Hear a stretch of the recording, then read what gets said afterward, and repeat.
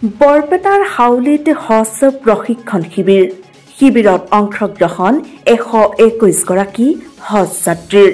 ৰাজ্যৰ বিভিন্ন জিলাত হজ যাত্ৰীসকলক এই প্ৰশিক্ষণ 16 এপ্ৰিললৈ দিয়া হ'ব। সৰ্বভাৰতীয় হজ কমিটিৰ নিৰ্দেশ মৰ্মে আৰু অসম তথা উত্তৰ পূৰ্বাঞ্চল হজ কমিটিৰ অধ্যক্ষ নেকিবুৰ জামানৰ নেতৃত্বত এই প্ৰশিক্ষণ প্ৰদান কৰা হয়।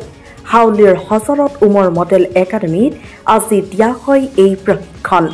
প্ৰশিক্ষক হিচাপে থাকে সৰ্বভাৰতীয় হজ কমিটিৰ মাষ্টাৰ ট্ৰেইনাৰ সুলেখক সংবাদকৰ্মী তথা অসম চৰকাৰৰ স্বাস্থ্যকৰ্মী আলহাজ ৱাছ উদ্দিন আহমেদ। কলকাছিয়াৰ সাংবাদিক আব্দুল হাই, দৰং জিলাৰ আব্দুল হালিম আলীয়ে। হয়তো আমাৰ কাৰণে বহুত সকাহ হ'ল। আমি জানিবলগীয়া কথা বহুত আছিল, এইবিলাক জানিলোঁ।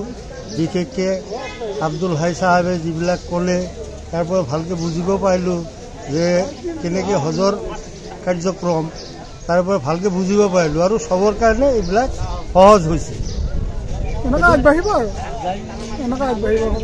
আৰু সুধিব লগা আছে তেখেতৰ পৰা আৰু জানি লওঁ, সেইখিনিয়ে আমাৰ মানে ক'বলগীয়া।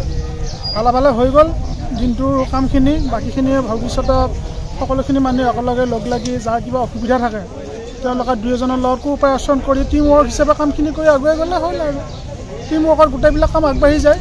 যিহেতু হজটো বহুত গৰমৰ দিনতো পৰিছে, গতিকে সকলো ফালৰ পৰা আমাৰ অসুবিধা অলপ থকাটো স্বাভাৱিক। সেইখিনি আগুৱাবৰ কাৰণে এটা টিম ৱৰ্ক জৰুৰী। বৰপেটা চিঙাৰ পৰা গতিকে কোঅপাৰেশ্যনৰ মাজে গোটেইখিনি মানুহ আগবাঢ়িলে টেনশ্যন নাই।